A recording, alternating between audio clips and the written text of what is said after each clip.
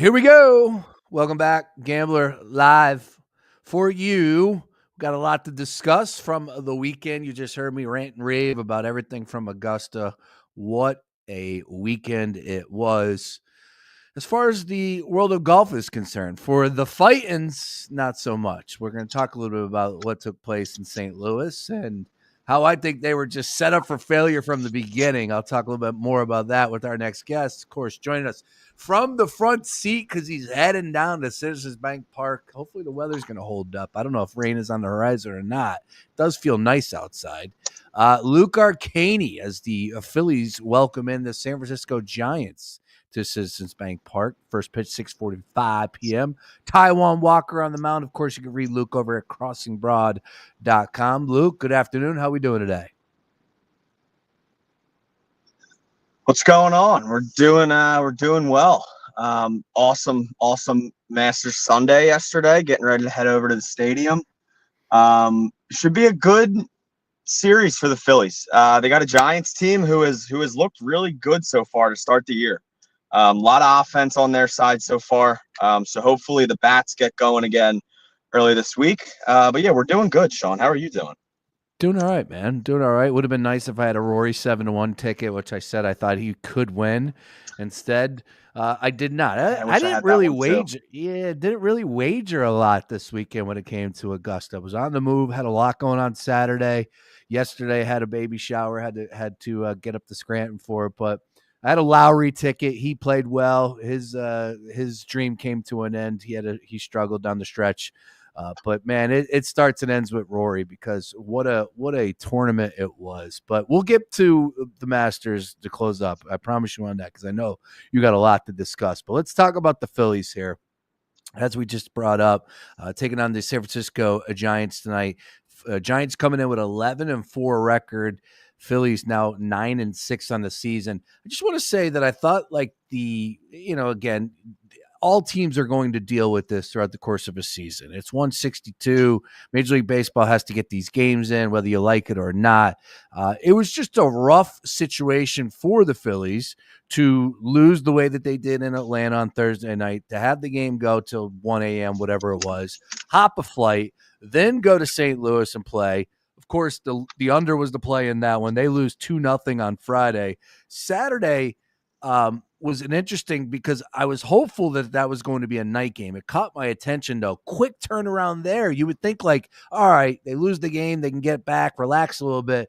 There was none of that because they had to play a day game. They ended up winning in that game 4-1 on a Saturday in St. Louis. But then, of course, close up shop yesterday. Not the way that you want to end as far as the series is concerned. And they ended up losing 7-0. Wheeler ended up getting the start in that one. Quick look at the box score as far as Wheeler's day was concerned. He pitched 6 innings, 7 hits, 4 earned, 3 strikeouts, gave up a home run. So just not the best series from start to finish for the Phillies. They did win a game on Saturday, but just a rough spot. Am I off? Am I making too much about it? Where do you stand on that? No, I don't think you are at all. I think it's been it's hard for me to say a rocky start because they obviously won a huge series against the Dodgers. But it's kind of been an up and down, I would say, especially with the bats. The bats haven't looked great so far. It's really hinging on one, really not a ton of protection for Harper right now, which was caused because of the sort of Marsh and Bohm struggles. They had to move Bohm out. That's really been sort of their protection early last year. That's why they were so successful early last year, was because Harper was able to get going because he had the protection of Bohm. Harper hasn't had a great start to his season, which obviously if Harper's not hitting the ball well, the Phillies aren't going to win a ton of games. But at the same time, it's been a pretty brutal start for, I would say, 5 to 9 in the Phillies lineup. Not a ton yet for Max Kepler. I will say he is walking a lot, which is nice to see. He's getting on base.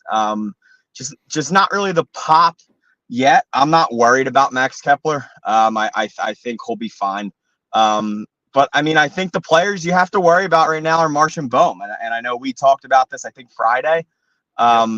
You need those guys to hit the baseball and be productive. You can't have two automatic outs in your lineup right now. And that's basically what they are. Brandon Marsh doesn't have a hit since March 30th. It's April 14th. He's, I believe, 0 for his last 27. He has a few walks mixed in there, but it's been really, really brutal. He spoke yesterday, and obviously, I mean, he's a little down in the dumps right now. And I mean, rightfully so. It's been a tough stretch for him.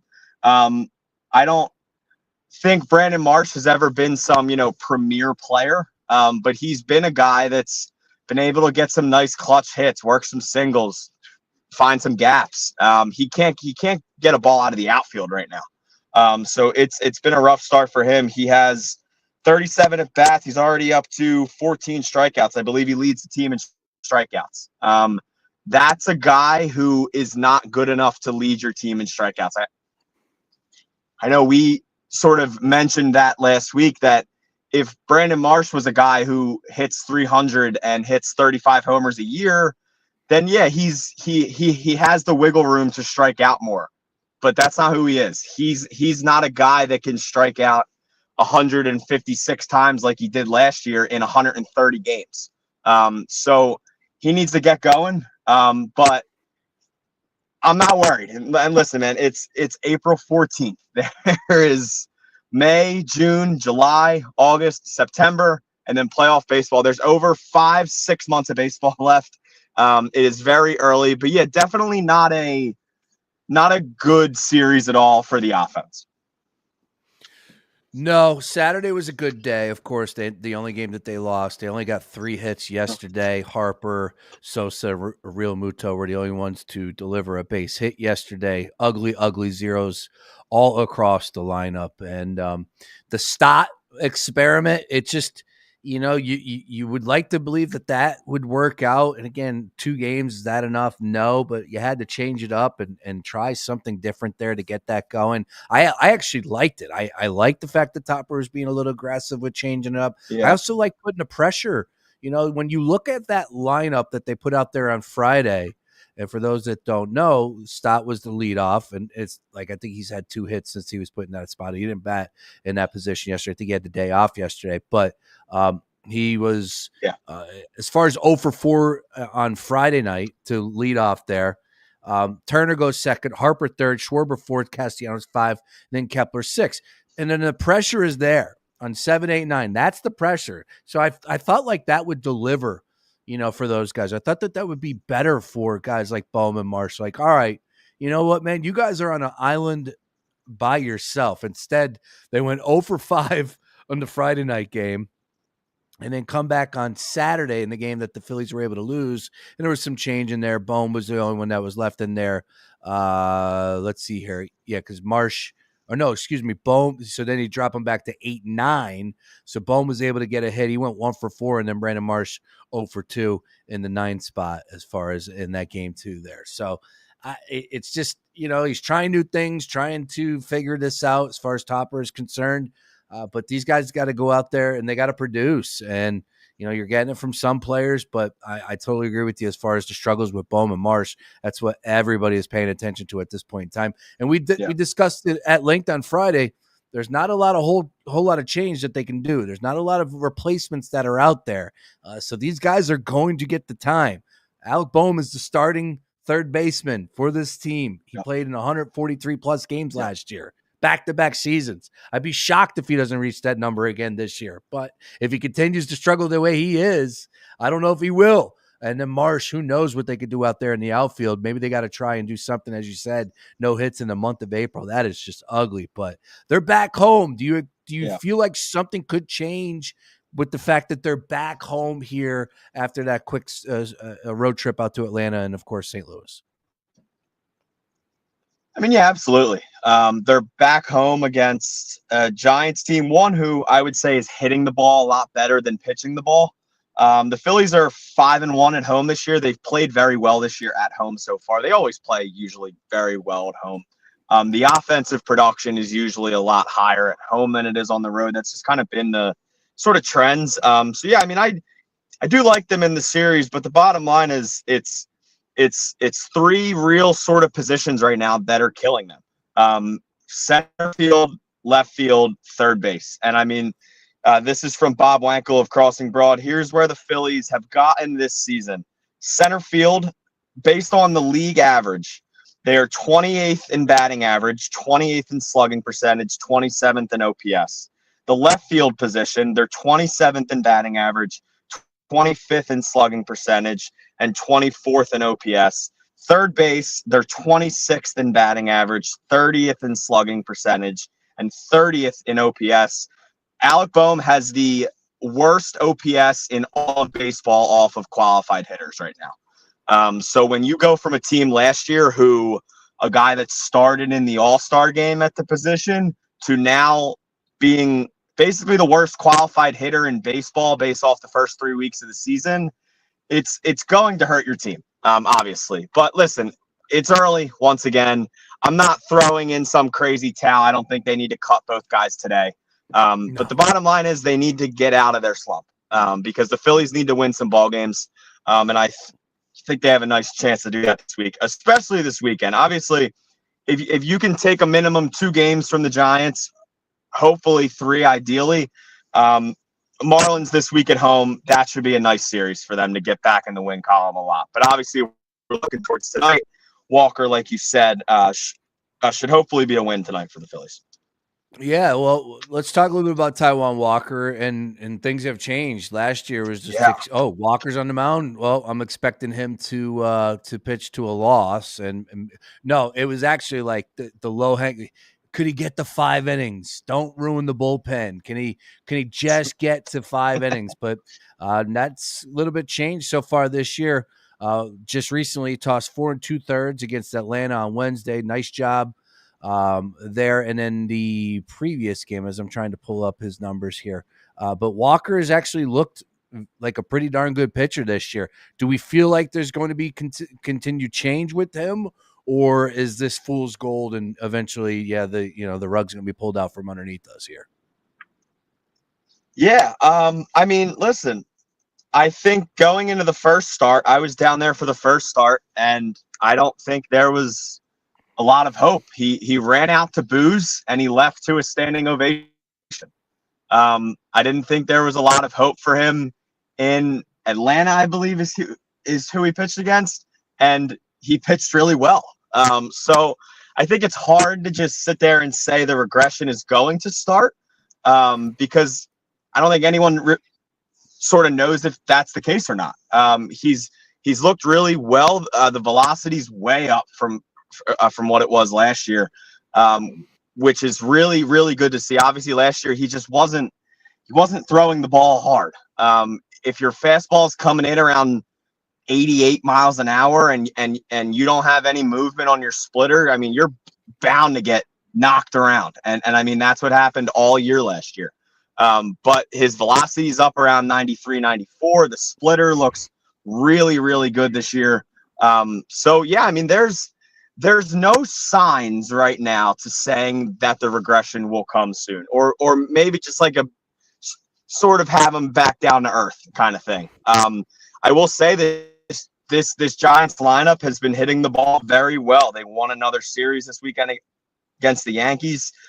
They've had some major contributions from some not really that big of names. So I will say I think tonight is a night where you could look for an over. I don't know exactly what that line is at.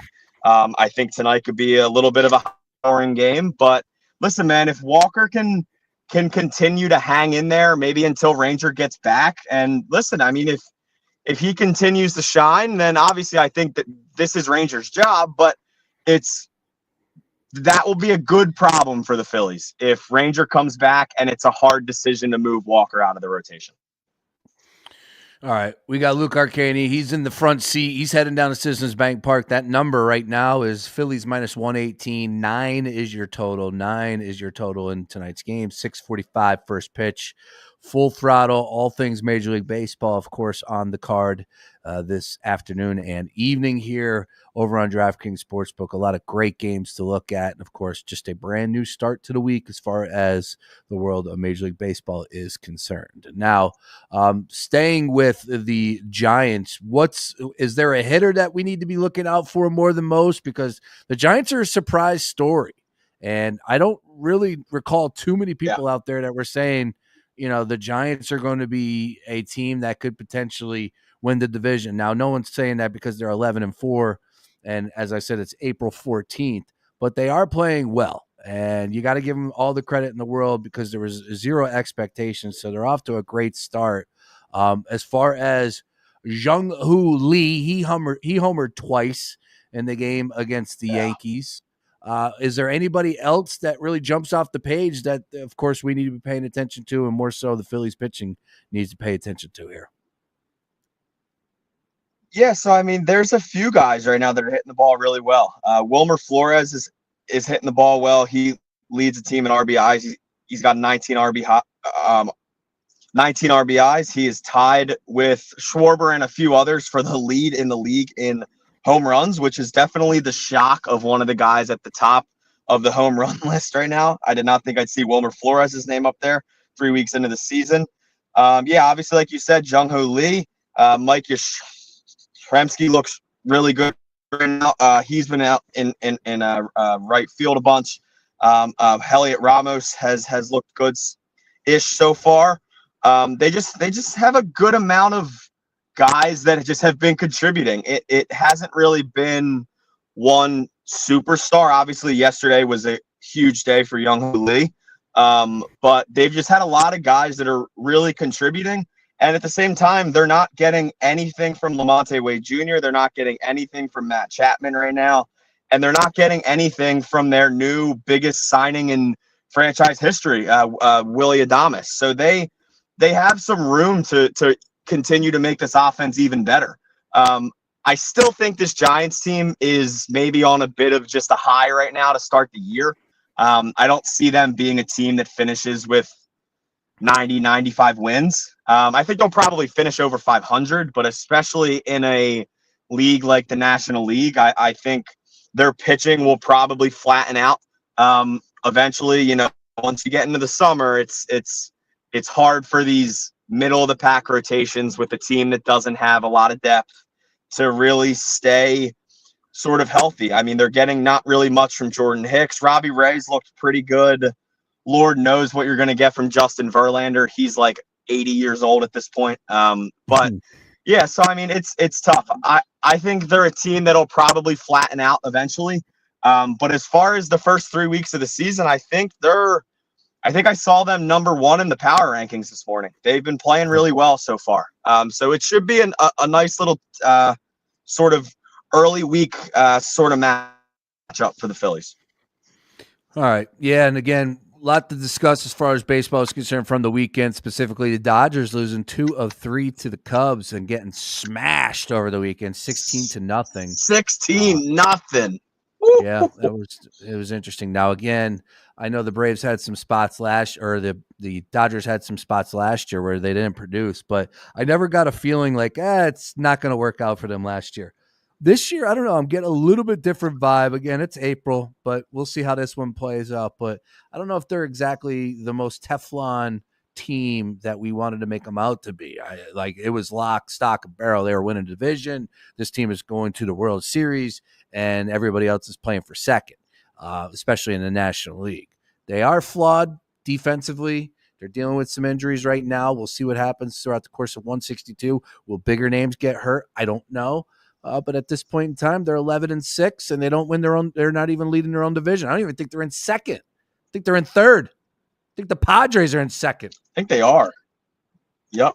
All right. Yep. Well, I'm not getting too crazy here because it's April, but you understand where I'm coming. I thought that was a big deal. We'll talk more about big picture stuff. Obviously, getting this one started here. We got Luke for a half an hour. Let's go ahead. I got to get your thoughts as far as what took place yesterday in Augusta. But Rory, you're a big time golfer. Rory getting over the hump and finally winning the green jacket. 17 years in the making. He's a young dude, man. Only 35 years old. But that list is short. 6 names. He's now the 6th name to win a career Grand Slam. So cool. And, Luke, just from the reward perspective, from where we're at as fans, that was awesome. From Thursday to Sunday. I mean, we all love the Masters. It's the start of golf season. It means so much more to people who play it and really enjoy golf. But that delivered and then some, man. That was incredible theater all weekend long. Yeah, it was the best Masters I've ever watched from top to bottom. And I'm young, so I didn't get to watch Thursday, Sunday, in the late 90s and the early 2000s, but this was an all-time Masters. And to cap it off with Rory and Justin Rose, who seem to be really close and good friends in that playoff, and honestly, really good hole for both of them. It was both of them had awesome drives off the playoff hole. I thought Justin Rose hit an awesome wedge shot going in, and then Rory caught the slope and he stuck it to about 4 feet. And then just to see all the emotion from Rory, because nobody in professional golf has gone through more than what Rory McIlroy has gone through over the last 10 years. Just constantly people yelling, and every single time Rory goes to a major, saying, "Are you finally going to win this one?" Every time I go to Augusta, saying, "Are you finally going to do this?" And just seeing, I mean, that video, if you have to describe just raw emotion to somebody, you show them that video of Rory yesterday. The second that putt went in, just throwing the putter over his head, falling down to his knees. That was 11 years in the making right there. It was awesome to see. I mean, those other 5 names that he is now with, I mean, those are arguably the 5 greatest golfers ever. So for Rory to be on that list, it's awesome to see him wear the green jacket. And I will say, when he met up, I think my favorite moment of the whole thing was when he met up with his friends walking off the green, and they were all going nuts, and on the mic on him, and he sort of looks at his friends and goes, "All right, I got to go get a green jacket." And they went nuts. Everybody went nuts. It was really awesome. It was, anyone that loves golf or anyone that loves the Masters, that was probably the best possible outcome for yesterday. Unless you had a Justin Rose ticket. I think he had a, tell you what, I saw a guy flash his ticket. I believe it was Saturday morning. He had a Justin Rose ticket to win like 20 grand. And it was a hefty pre-tournament number. So that had to hurt for some people who had that one. But just an unbelievable weekend, an awesome tournament from Rory. And that approach shot that he hit on 15 yesterday was one of the best shots I've ever seen in golf. So good. So good. Great tournament. And of course, as you said, sports fans all over, whether or not you like golf or not, you still had to be watching and enjoying what you were watching, because the leaderboard had some great names. Of course, great shots were being hit, and nothing better than that venue down there in Augusta. That's for sure. Well, one that is up there is Citizens Bank Park, no lie. So you're heading to a great venue. Of course, you got Rob Thompson speaking to the media soon here. So a lot to do down at the Ball Yard. Enjoy the game, Luke. You got the Phils winning tonight. I do. I'm going to take the Phillies and take over as well. I think we get some runs tonight, maybe a few bombs. I'm going to go Phillies 6, Giants 4. How about that? There you go. I like it. All right, Daily Ticket's going to roll on here. Other side, I will talk about the Nico deal as far as Tennessee is concerned and NBA playoffs. We now know who will be matching up. And, of course, it all starts on Tuesday, tomorrow, with the play-in games. Luke's heading down to Citizens Bank Park. Appreciate it, Luke, as always. Don't touch that dial. Keep it locked right here to The Gambler. More after this.